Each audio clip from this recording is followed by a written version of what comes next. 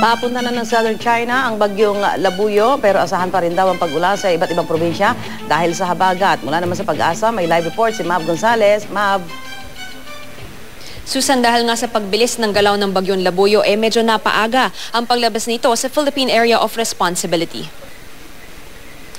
Imbes na kaninang madaling araw, lumabas na kagabi sa PAR ang bagyong Labuyo, ang pinakamalakas na bagyong tatama dito sa Pilipinas ngayong taong 2013.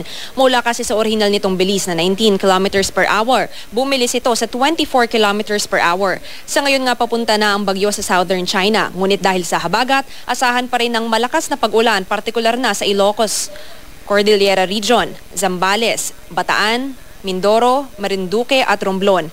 May nakataas pa rin na gale warning para sa ating mga mangingisda, lalo na po sa western seaboard ng Luzon. Payo naman ng Pag-asa sa mga dinaanan ng bagyo, huwag po muna bumalik galing sa evacuation area hanggat walang pahintulot ng lokal na pamahalaan. Kanina sa ating panayam kay Fernando Cada, Pag-asa weather forecaster, sinabi niya na lumakas pa ang bagyo nang lumabas ito sa PAR, ngunit wala naman na tayong itinaas na public storm signal sa anumang bahagi ng bansa mula kagabi.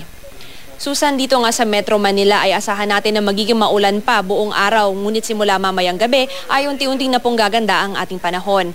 At ayon naman nga sa Pag-asa, wala naman na tayong namomonitor na panibagong namumuong sama ng panahon sa loob at labas ng Philippine Area of Responsibility. Susan? Maraming salamat, Mab Gonzales.